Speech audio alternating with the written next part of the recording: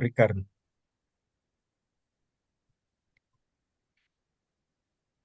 Muy bien, muchas gracias. El doctor Ricardo, quien coordina y hace todo el apoyo logístico de estas sesiones. Terminamos hoy, será nuestro epílogo para esta exploración de los métodos cualitativos en criminología y política criminal. Tenemos una sesión especial hoy. Quiero darle la bienvenida un poco a una exploración ligada a los paisajes sonoros.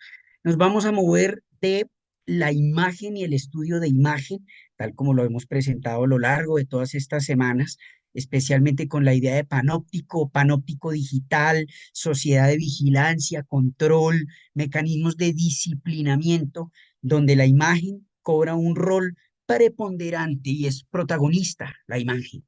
Hoy, en esta sesión de cierre, vamos a hablar del sonido, un poco como en la obra de Foucault. También él hablaba de las palabras y las cosas, ¿no? Las cosas refiriéndose a los regímenes de visión, a las formas de mirar cultural y legalmente establecidas, el direccionamiento de la mirada de acuerdo a contextos históricos específicos, que nosotros hemos aterrizado acá al hablar de sociedad de vigilancia, panóptico digital, todas estas culturas, digamos, ligadas a la imagen, a la preponderancia de lo visual. Hoy entonces les propongo un viaje por el universo del sonido. Vamos a privilegiar ese sentido, esa sensibilidad sonora en investigación cualitativa. Generalmente se habla de fuentes pues documentales, las primeras, claro.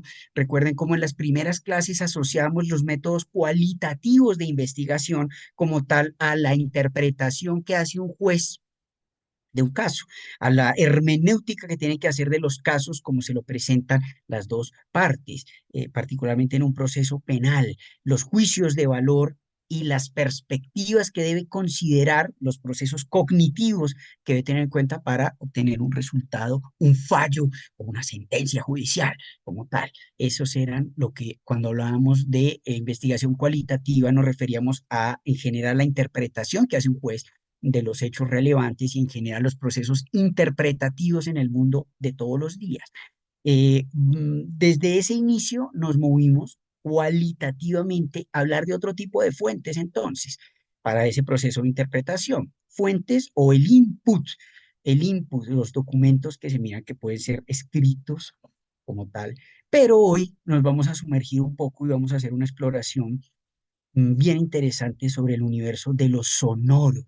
Entonces, lo primero que el puente documentos, no solo propiamente fuentes documentales escritas, eh, sino especialmente fuentes visuales, de las cuales ya hablamos, y como les digo, fuentes sonoras. Entonces, claro, aquí estamos hablando de la voz como tal, es el primer registro que vamos a utilizar acá para hablar de la voz y de cómo ustedes ya diseñando entrevistas y protocolos de entrevistas, no solamente, dijimos en varias sesiones, están atentos al significado lingüístico de lo que escuchan, sino que la cualidad puramente sonora de la voz en una entrevista, por ejemplo, ¿sí? Es fundamental para acceder a otro tipo de información, de fuentes de información.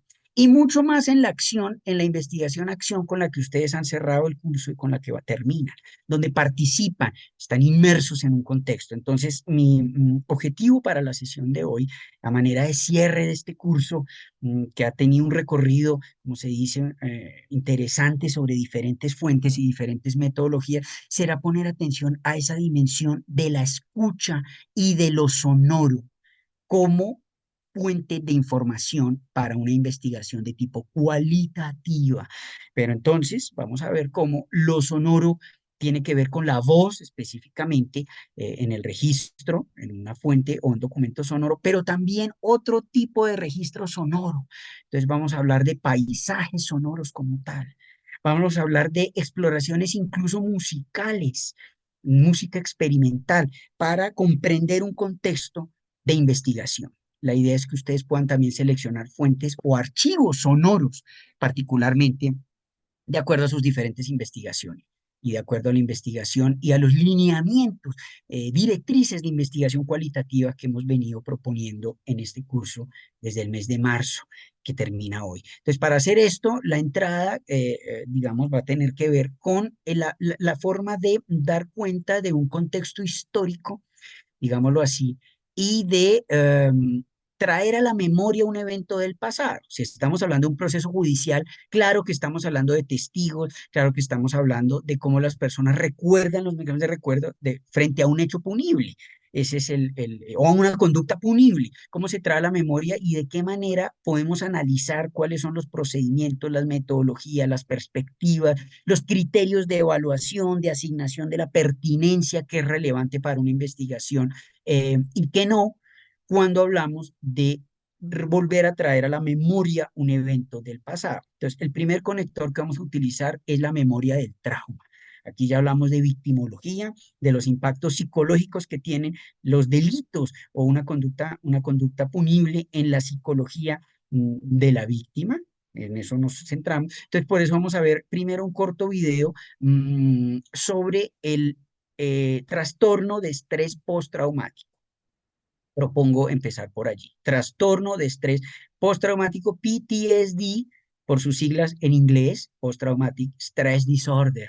¿Cómo afecta a la psicología y por eso, y por qué es tan difícil que las víctimas de los delitos, particularmente delitos atroces, delitos de lesa humanidad, etcétera, sobrevivientes, en fin, de este tipo de conductas terribles, digamos que constituyen como tal un desastre o un estado de shock o generan un estado de shock en la persona, son difíciles de traer a la memoria. Entonces, por eso vamos a referirnos un poco en el caso de la criminología, en conexión con la victimología, esa relación y por qué es tan difícil recuperar y escuchar esas voces, no se escuchan.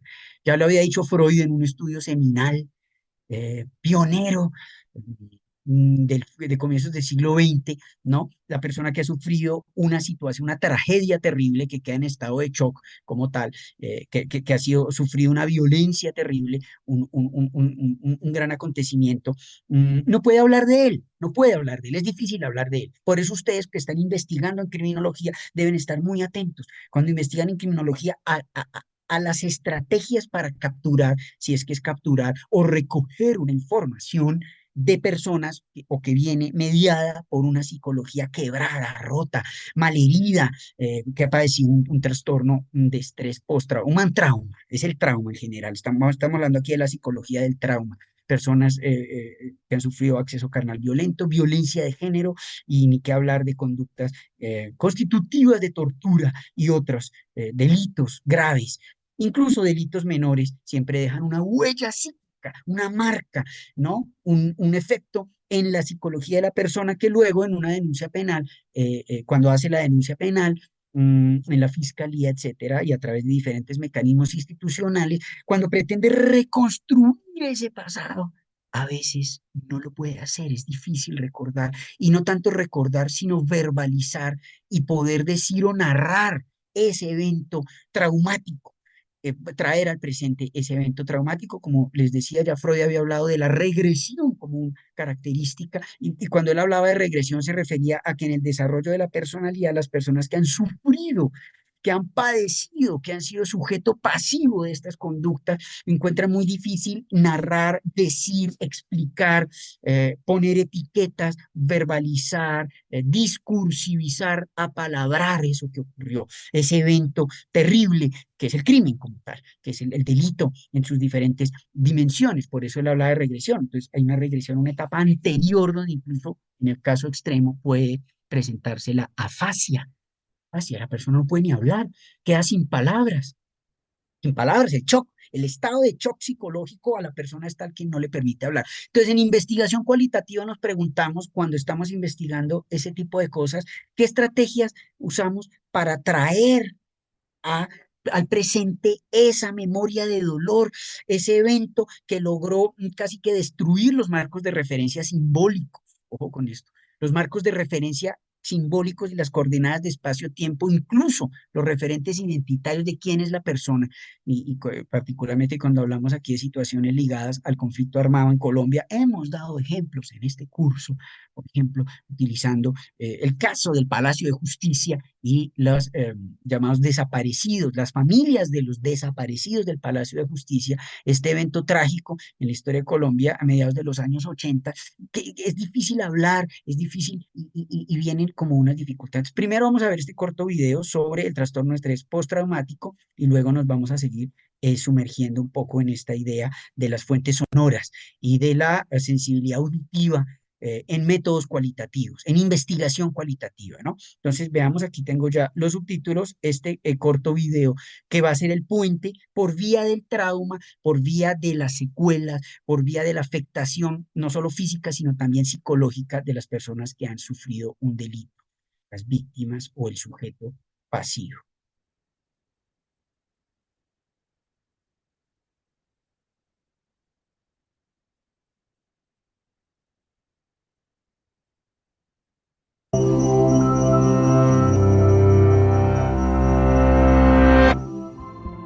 Many of us will experience some kind of trauma during our lifetime. Sometimes we escape with no long-term effects, but for millions of us, those experiences linger, causing symptoms like flashbacks, nightmares, and negative thoughts that interfere with everyday life. This phenomenon, called post-traumatic stress disorder, or PTSD, isn't a personal failing. Rather, it's a treatable malfunction of certain biological mechanisms that allow us to cope with dangerous experiences. To understand PTSD, we first need to understand how the brain processes a wide range of ordeals, including the death of a loved one, domestic violence, injury or illness, abuse, rape, war, car accidents, and natural disasters.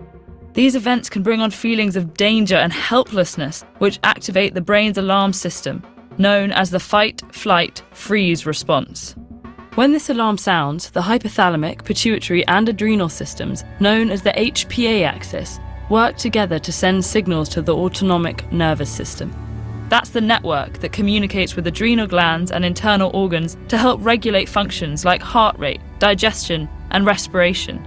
These signals start a chemical cascade that floods the body with several different stress hormones, causing physiological changes that prepare the body to defend itself. Our heart rate speeds up, breathing quickens, and muscles tense. Even after a crisis is over, escalated levels of stress hormones may last for days, contributing to jittery feelings, nightmares, and other symptoms. For most people, these experiences disappear within a few days to 2 weeks as their hormone levels stabilize. But a small percentage of those who experience trauma have persistent problems, sometimes vanishing temporarily, only to resurface months later. We don't completely understand what's happening in the brain, but one theory is that the stress hormone cortisol may be continuously activating the fight, flight, freeze response while reducing overall brain functioning, leading to a number of negative symptoms. These symptoms often fall into 4 categories: intrusive thoughts, like dreams and flashbacks, avoiding reminders of the trauma, negative thoughts and feelings like fear, anger, and guilt, and reactive symptoms like irritability and difficulty sleeping. Not everyone has all these symptoms or experiences them to the same extent and intensity. When problems last more than a month, PTSD is often diagnosed.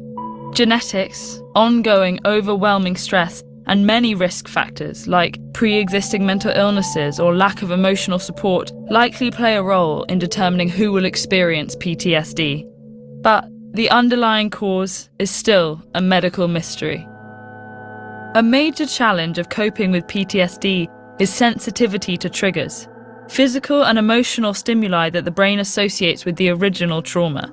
These can be everyday sensations that aren't inherently dangerous, but prompt powerful physical and emotional reactions. For example, the smell of a campfire could evoke the memory of being trapped in a burning house. For someone with PTSD, that memory activates the same neurochemical cascade as the original event. That then stirs up the same feelings of panic and helplessness, as if they're experiencing the trauma all over again. Trying to avoid these triggers, which are sometimes unpredictable, can lead to isolation. That can leave people feeling invalidated, ignored, or misunderstood, like a pause button has been pushed on their lives while the rest of the world continues around them. But there are options. If you think you might be suffering from PTSD, the first step is an evaluation with a mental health professional who can direct you towards the many resources available. Psychotherapy can be very effective for PTSD, helping patients better understand their triggers. And certain medications can make symptoms more manageable, as can self-care practices like mindfulness and regular exercise. What if you notice signs of PTSD in a friend or family member? Social support, acceptance, and empathy are key to helping and recovery. Let them know you believe their account of what they're experiencing and that you don't blame them for their reactions. If they're open to it, encourage them to seek evaluation and treatment. PTSD has been called the hidden wound because it comes without outward physical signs. But even if it is an invisible disorder, it doesn't have to be a silent one. Mental health conditions impact millions of people around the world, yet are often misunderstood. Check out this playlist to get informed. Bueno, muy bien. Aquí tratábamos de sumir, ¿no? De una forma más bien demasiado condensada o esquematizada el llamado trastorno de estrés postraumático, ¿no? ¿Qué escucha o cómo escuchar cuando se habla en terapia, en psicología, digamos, para restablecer la normalidad, los criterios llamados de normalidad de una persona hundida en una depresión terrible, por ejemplo? Están asociados, ya sabemos, duelo y melancolía, en ese famoso ensayo, duelo y melancolía. Freud ya había investigado estos mecanismos que hacen que el tiempo funcione diferente para las personas que están en un estado de duelo. Muchas veces, o precisamente estamos viendo eh, causado por un delito o la ocurrencia de un crimen.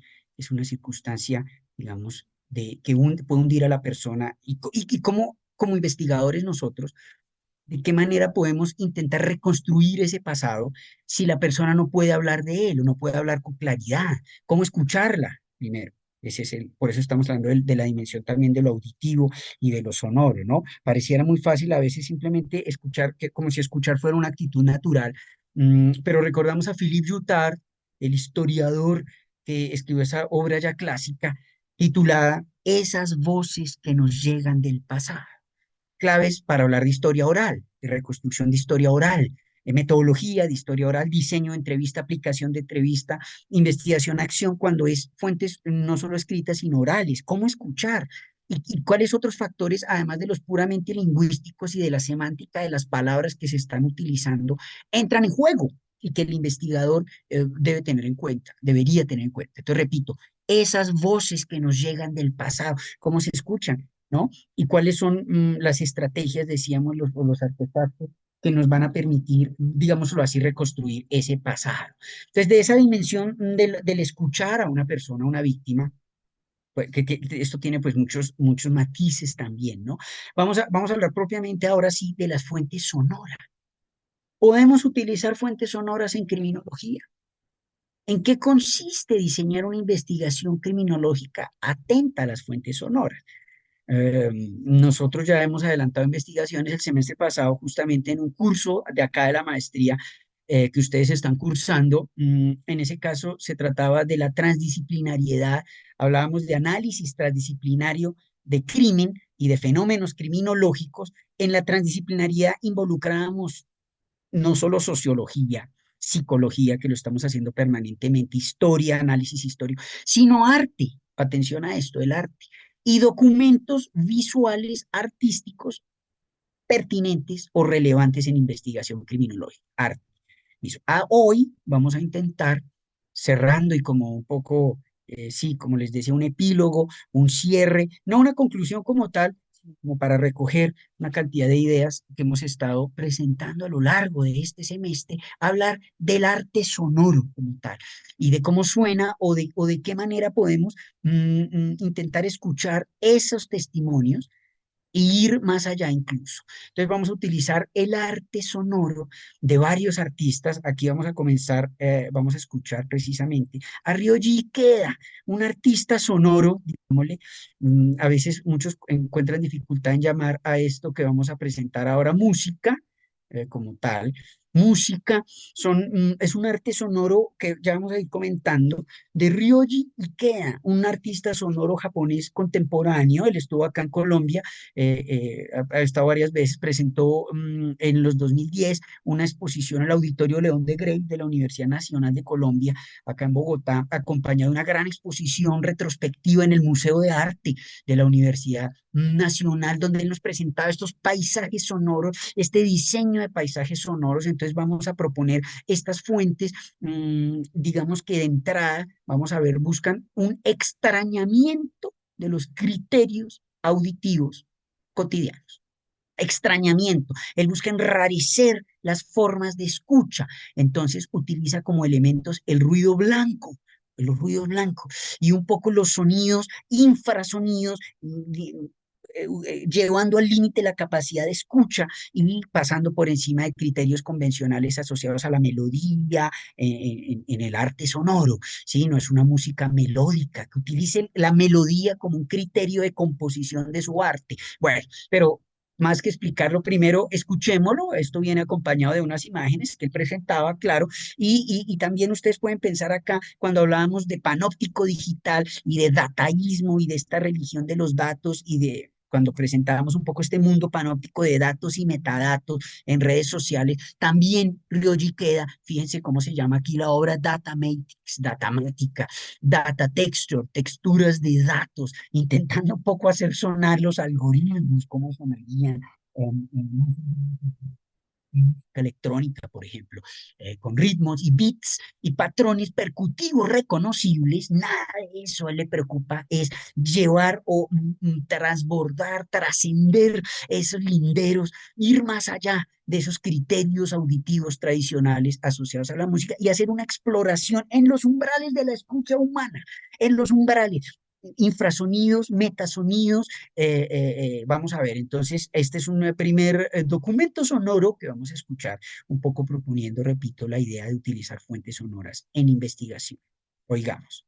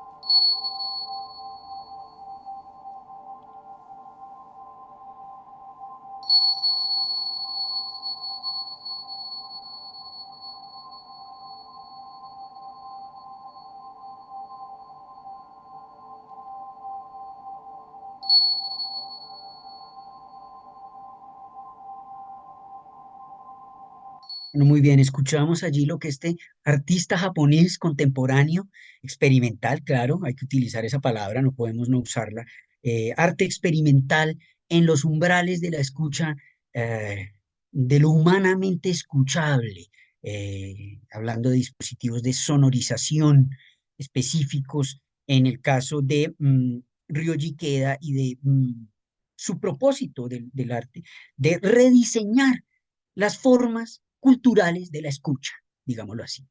Rearmar, reconfigurar la auralidad, los patrones de escucha, proponer paisajes sonoros, incluso en esas imágenes ustedes veían una instalación donde pues él también a través de ciertas proyecciones buscaba lograr un ambiente de inmersión, pero lo importante allí no es tanto las imágenes como el reacostumbramiento, decía, de la escucha. Eh, de los patrones perceptivos auditivos que nosotros estamos aquí asociando a la memoria del trauma, de aquellos eventos de traumáticos en derecho penal, en situaciones de víctima, de haber padecido, haber sufrido una gran tragedia, ¿no? Capaces de, digámoslo así, enrarecer también, rediseñar, pero por vía involuntaria y terrible, las condiciones perceptivas del sujeto pasivo. Esa es una primera conexión. Aquí tenemos otro ejemplo de Robert Leacock, otro artista. Esto también está asociado no solo al arte experimental, a las artes sonoras, esto es un arte muy de vanguardia, muy contemporáneo, ¿no? Sino a lo llamado glitch art. Ahora, ojalá podamos explicar el glitch, que ustedes saben que es un fallo en un sistema informático momentáneo e impredecible. El glitch, como cuando se pixela una imagen, esto es clásico, por momentáneamente, porque Internet deja de funcionar a la velocidad adecuada. Glitch, fallo momentáneo de un sistema informático, pero también hay un arte glitch que utiliza estos errores, digámoslo así, estas pequeñas fallas de los sistemas informáticos para hacernos pensar más allá de esa normalidad forzada. Entonces vamos a ver aquí a Robert Leacock, a escucharlo también. Otro ejemplo de glitch art y de documento y de paisajes sonoros, nuevamente asociados a este reentrenamiento perceptivo y a la posibilidad de utilizar documentos sonoros, aurales, en la investigación.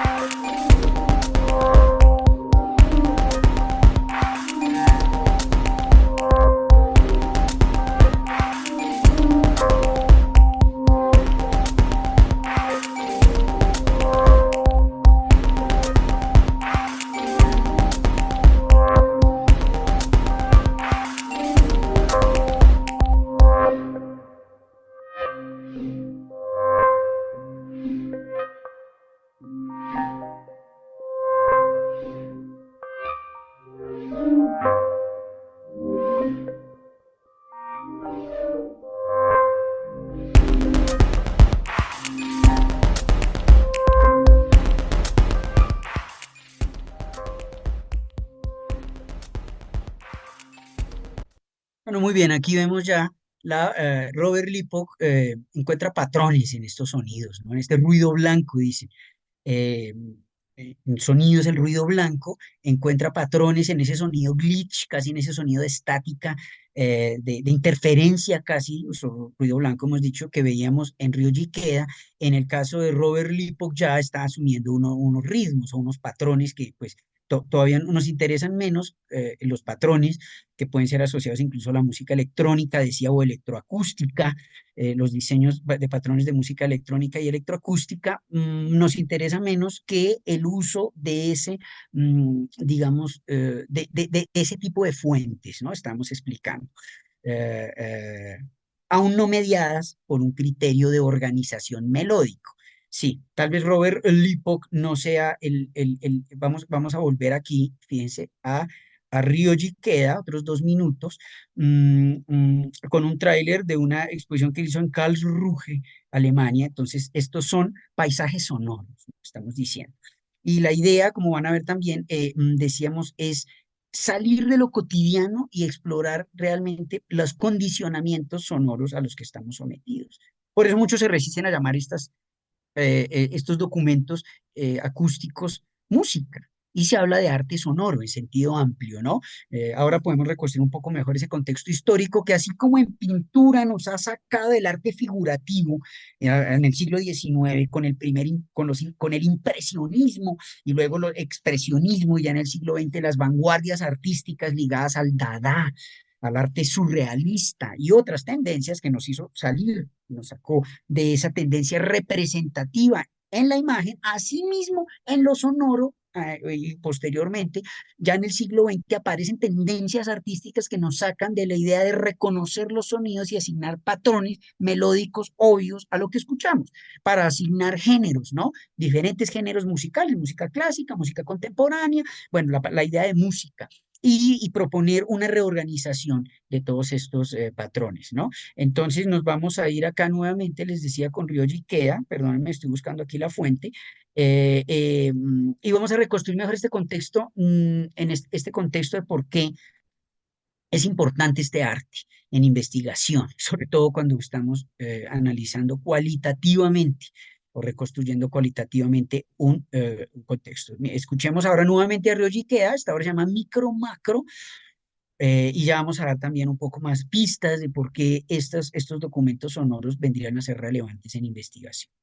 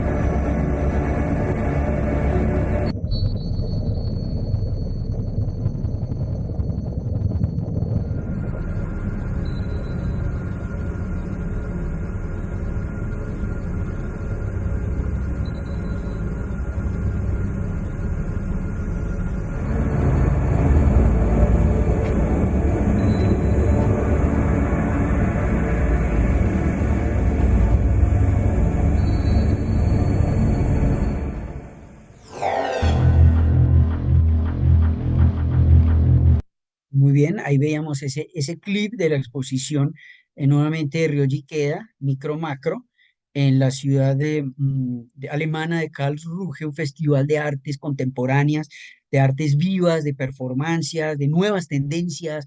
estamos en general en lo que se llaman vanguardias artísticas, ¿no?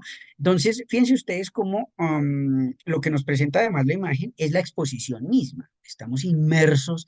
Me fascina esta posibilidad de hacer investigación-acción en museos, sobre todo cuando se presenta, estas obras son instalaciones como tal, instalación video sonora, ¿no? Hay una inmersión total en estas imágenes y lo que nos presenta este pequeño tráiler que estamos analizando es cómo las personas interactúan con estas formas de arte que están diseñadas para desafiarnos, es lo primero.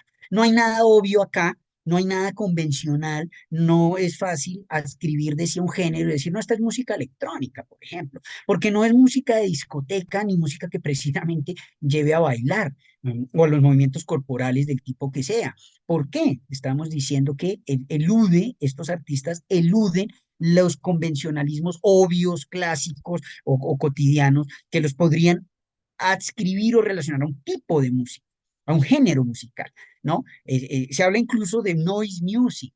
No sé si sea acertada esa etiqueta, arte sonoro ruidista. En todo caso, como ustedes ven en las imágenes, está muy preocupado el artista por reconstruir estos contextos informáticos, infogramáticos, esta infosfera en la que vivimos todos, esta datasfera, y él está tratando de, la pregunta de investigación es cómo suena los algoritmos, la algoritmización de la vida que vivimos permanentemente, y más ahora, decíamos la clase pasada, con el panóptico digital y los mecanismos de vigilancia y de control automatizados ya, la inteligencia artificial y todos sus, digamos, condicionamientos y todos sus referentes obligados ya, y todo este mundo del panóptico digital o panóptico, digamos, invasivo, ciberespacial en el que vivimos. Entonces, se acompaña, ustedes ven las exposiciones con imágenes que proponen, fíjense, estas personas allí bañadas como por una luz catódica, se dice los mecanismos catódicos en las pantallas, en los primeros televisores y todavía en las pantallas, luz catódica un poco para referirse a esa, a los artificio tecnológico en pantalla, ¿no? Pero aquí se trataría un poco de simular una inmersión dentro de la lógica misma. Es su inteligencia no humana, claro, no humana, por eso suena tan extraño, fíjense ustedes.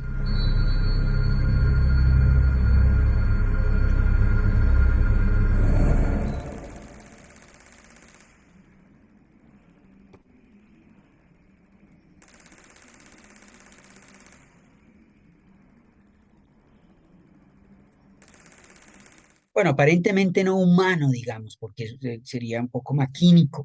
Estos algoritmos, estos datos, un intento de visualización primero, ustedes ven la imagen, pero me interesa más hoy el desafío que presentan a los patrones y a los esquemas de escucha habituales, ¿no? Cuando Pierre Henry y Pierre Schaeffer a mediados del siglo XX hablaban de arte acusmático y de artes acusmáticas, recogiendo esa palabra de Pitágoras, el famoso Pitágoras, el pensador griego antiguo del siglo V antes de Cristo, Pitágoras, a quien debemos el famoso teorema de Pitágoras. Él tenía dos escuelas de iniciación, los matemáticos y todas estas ideas, y los acusmáticos. Acusma significaba cortina porque él quería que sus discípulos no se distrajeran con imágenes. Todo lo contrario a lo que ocurre hoy en día en el panóptico, de este ojo absoluto en el que todos vivimos, del ojo y la imagen lo es absolutamente todo, en el vínculo social, en el relacionamiento humano, etcétera, sino solamente la voz. Entonces era como una especie de programa radial del siglo V antes de Cristo, donde Pitágoras impartía sus lecciones acusmáticamente, casi como buscando una hipnosis, una psicoacústica, es una buena palabra para hablar de todo este arte, tipo artes psicoacústicos, ¿no? Que buscan generar efectos y cambios perceptivos, cambios en la sensibilidad, alteraciones, y que ustedes quieren, estados alterados de conciencia a través del sonido, hipnóticos o no, narcóticos o no, generadores de éxtasis, pero no importa, transformar la percepción de alguna forma, incrementarla, acentuarla, mover, digámoslo así, el punto de encaje perceptivo habitual, considerado normal, para acrecentar, ¿no? Así como se habla de visualidad aumentada a través de dispositivos ópticos inteligentes, etcétera, cyborgs y chips, etcétera, así también el sonido, tratando de generar otro modo de conciencia. Entonces, pues ven a estas personas allí, ¿qué están haciendo? No están interactuando, fíjense ustedes, con un régimen visual absolutamente algorítmico, metalgorítmico, inhumano, decía yo, ¿no? Hace un momento. Y este artista, que es un poco la propuesta que estamos presentando acá, trata de recoger, fíjense ustedes, estas personas allí, en grandes murales, en ambientes inmersivos, en grandes museos del mundo y laboratorios de arte sonora, porque finalmente se trata de experimentar, claro, también con uso de tecnología, claro, y de lo último en síntesis sonora, síntesis analógica, síntesis digital, ¿no? Generar una propuesta artística que nos haga reflexionar sobre ese mundo de los datos que damos por supuesto tan obvio que, digamos, no nos cuestionamos, la mirada crítica que necesitamos para investigar qué ocurre con todos estos datos y cómo sonaría, cómo la sensibilidad sonora puede ser rediseñada, fíjense. En estos ambientes, ahí hay un niño a la derecha pasando enfrente de estas pantallas agigantadas y el espectador pues se encuentra abrumado por esta propuesta plástica también multisensorial, multimedia, por supuesto, multimedia, multisensorial, poco performativa también por la forma como accionan y cómo se mueven y cómo se teatralizan en un espacio, este algoritmo, estos datos, metadatos, y casi que ustedes pueden imaginarse la sensibilidad maquínica que se está evocando, robótica, si quieren, de cyborg, ciberambiental, pueden utilizar el nombre que quieran. Pero reconstruye un poco también esta historia para hablar de nuevas formas de la escucha y por qué es importante para el investigador atender a esas líneas de fuga, a la sensibilidad obvia, a la sensibilidad tradicional, sobre todo del arte sonoro, más que arte sonoro, de las músicas comerciales que explotan hedonísticamente, en general los géneros musicales, comercialmente, el agrado que produce un sonido, sobre todo con patrones rítmicos, es lo más obvio. No, y a los asociados a la melodía, que conocen de música acá, los patrones de melodía, no, aquí se abandonan todos esos criterios, ¿no? Habíamos dicho, digamos.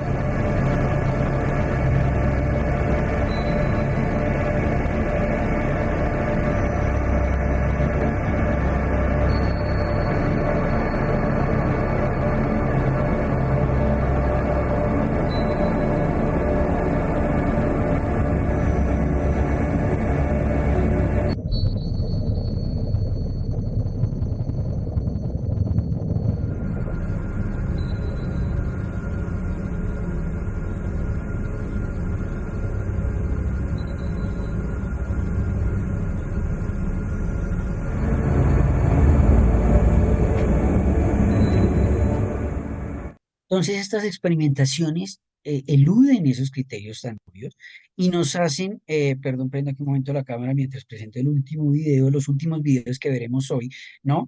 Expandir la sensibilidad, expandir la sensibilidad del oyente, así como en su momento el impresionismo que ahora nos parece tan clásico ya y tan obvio, el arte impreso buscó desafiar los criterios de visualidad del arte representativo, principalmente por la aparición de la fotografía, y la fotografía desplazó a la pintura de su función de reconstruir fielmente una realidad a escala uno a uno, fielmente de la función representativa del arte, se pierde. Y entonces el artista está libre, ya no se carga de eso. Y el arte con el impresionismo y después el expresionismo y las demás vanguardias artísticas y visual se desprenden de ese lastre de tener que ser fieles a una realidad e imaginan posibles realidades.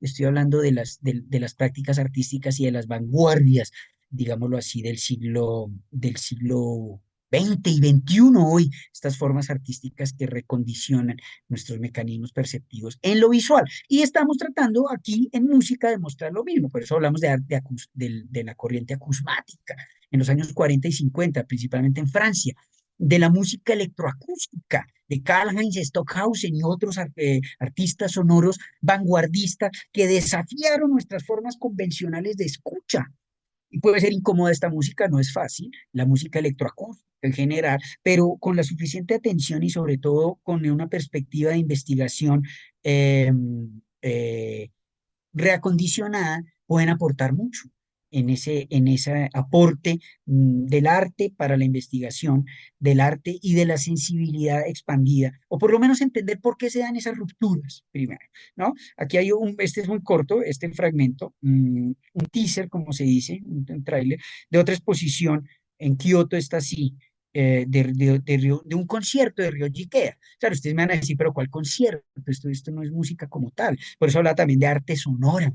Pero bueno, son documentos sonoros que reconstruyen particularmente en Ryoji Ikeda o están ligados, si ustedes quieren, hablar de trauma para ir conectando con las ideas iniciales del curso de hoy, de la tragedia de la bomba atómica que se vivió en Japón, el único país del mundo que ha sufrido un ataque atómico en la historia de la humanidad en el 6, 5 y 6 de agosto de 1945 y cómo este artista japonés también recoge algo de esto indecible de la tragedia, de esto inapalabrable, inenarrable, inefable que afectó la psique colectiva del Japón, de los sobrevivientes de estas tragedias en este tipo de arte un poco más contemporáneo. Veamos.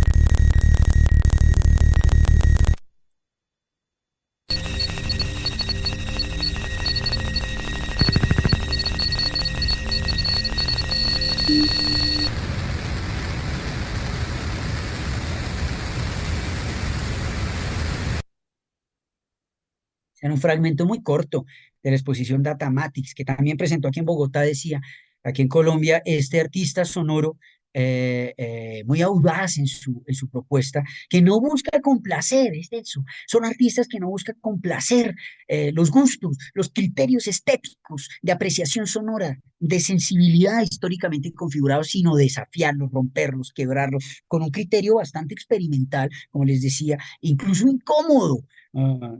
Música que algunos asocian a la generación de migraña eh, y otro tipo de cefaleas graves.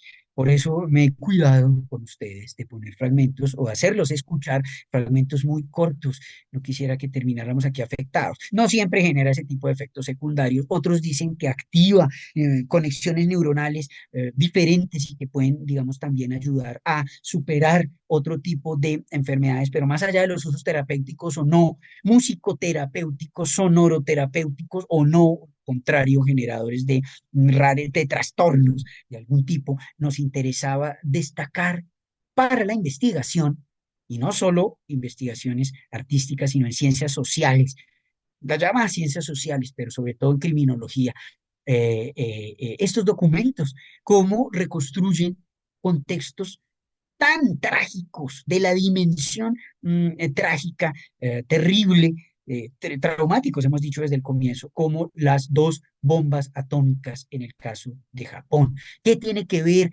la eclosión o la aparición del arte sonoro de Ryoji Ikeda en un país que sufrió esta gran tragedia colectiva que sigue pesando, porque esa es una característica del trauma? El trauma rompe la línea temporal y hunde la experiencia del sujeto en una repetición, dijo Freud, compulsión de repetición, de reiteración, de disco rayado de un evento doloroso que afecta a la psique, la psicología de las víctimas y produce, como decía el video del comienzo, imposibilidad de dormir, insomnio, ansiedad permanente y trastornos depresivos, síndrome maníaco depresivo, etcétera, ¿no? Entonces, por eso, digamos, hay que tener cuidado también en la forma como se investiga y cómo se tratan de reconstruir e investigar sobre estos contextos, ¿no? Porque no es nada fácil, ¿no? Fíjense nomás, ¿qué podrían ustedes decir? Yo quisiera por último preguntarle a las personas que están o tienen la generosidad hoy con su tiempo, Fabiana Muñoz, Javier Eduardo Vargas, Jason Puentes, brevemente en el chat un comentario sobre qué les suscita a ustedes este arte sonoro, estas fuentes sonoras, con los, digamos, el contexto que hemos dado, libres en el chat, por favor. Jason Puentes, Javier Eduardo Vargas Álvarez, Fabiana Muñoz, de forma, si quieren hacerlo, los estimula a que escriban Al escuchar esto, ¿qué les hace pensar a ustedes? ¿Qué reacción? ¿Qué sensibilidad les despierta?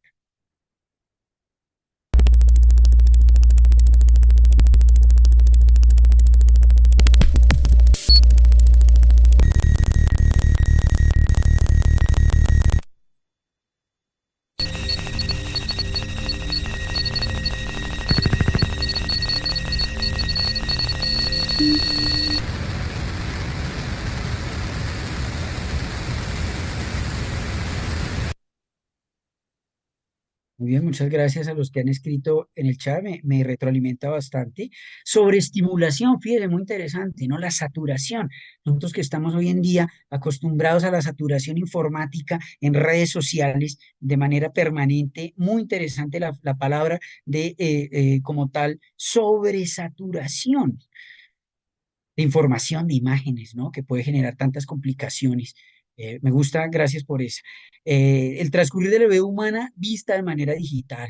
Jason nos habla directamente de caos, claro, así es, el caos, la desorganización de los criterios o de los patrones, caos, sobreestimulación, sobredeterminación, un poco de estos realidades digitales vistas a través del arte sonoro de gente como Ryoji Ikeda, que hemos querido hoy muy brevemente, claro, esto es menos que un pellizco, mucho menos que un ápice o un abstract, presentar hoy como una forma de expandir nuestros criterios de investigación o nuestras formas de considerar fuentes, fuentes primarias y de reconstruir contextos de violencia, contextos asociados, por ejemplo, a la criminología global, como lo hemos dicho acá en varias clases de este semestre, criminología global. Aquí hemos hecho análisis del discurso sobre la guerra contra el terrorismo. La criminología global nos enseñó eso y lo trabajamos acá varias veces en el curso, en algunas clases, ¿no? Fabiana nos dice, a mí me hace pensar mucho en algunas lecturas de Esteban Cruz, niño a quien no conozco. Fabiana, gracias por ese aporte. No, no sé quién es Esteban Cruz. Eh, Tendría que investigar primero sobre qué escribe Esteban Cruz y qué relación puede establecerse, pero me parece interesante que le haga, no sé si es un literato, si es, hace crónica él o quién, eh, desde, digamos, el caos, como dicen, o la saturación sonora. Antropólogo e historiador, gracias. Bueno, muy bien, Fabiana, gracias por ese aporte. Eh, lo tendré en cuenta ahora. Eh, Nosotros acá estábamos simplemente no, esto no tiene nada de simple, todo lo contrario, estábamos complejizando lo contrario, complejizando la idea de hacer investigación en criminología para reconstruir contextos trágicos y contextos de dolor a escala masiva. Bueno, por un lado era eso, y por otro, la idea de vincular arte experimental, artes de vanguardia, experiencias sonoras desasociadas de lo obvio, desconectadas o que desafían los criterios de escucha de lo obvio, eh, musicalmente hablando, ¿no? A nivel del registro sonoro de la memoria, el registro sonoro de la memoria y de ciertos acontecimientos, ¿no? Entonces, yo, en todo caso, les agradezco este semestre a ustedes la paciencia un poco también y el ejercicio que han hecho práctico cada uno de proponer investigaciones y de reconstruir contextos, si es que eso es la investigación de manera cualitativa, por lo menos, superando estos métodos más estrechos, alfanuméricos o puramente estadísticos, predecibles, ir más allá, por ejemplo, utilizando el arte, sea arte sonoro o sea imágenes, incluso pintura, arte gráfico en general, ¿no? Dice Fabiana, hay un libro buenísimo de él, lo llama Expedientes X. Ah, muy bien, gracias. Ya, gracias, Fabiana. Creo que con Fabiana nos conocimos, la recuerdo del semestre pasado, si mi memoria no me está fallando, en el curso de análisis transdisciplinario. Muy bien, donde ensayábamos también algunas posibilidades. De hacer análisis transdisciplinario en criminología. Esto es precisamente lo que estamos tratando de hacer ahora. Eh, Expedientes X, gracias. Muy bien. Quedaré con esa referencia. Fabiana, aquí voy precisamente la estoy tomando. Y a los demás, muchas gracias por, digamos, transgredir también ciertos convencionalismos asociados a la investigación en contextos tan difíciles como los que nos propone el derecho penal como tal, ¿no? También por eso estamos tratando de vincular esto.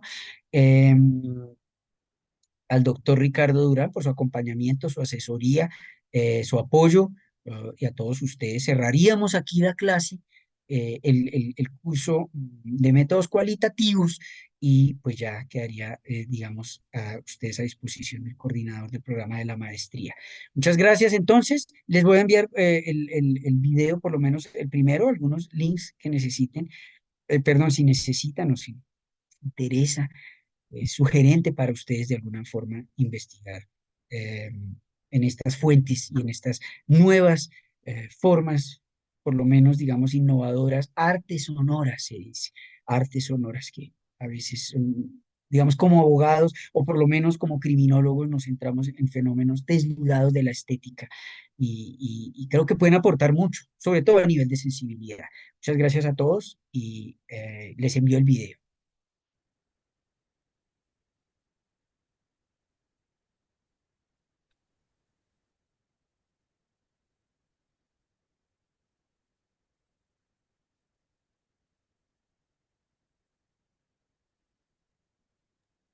Muchas gracias, doctor.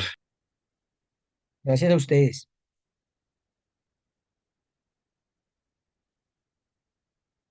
Muchas gracias, doctor. Muy bien, Javier. Gracias a usted por sus aportes. Hasta luego. Hasta luego, que tengan buena noche. Buenas noches.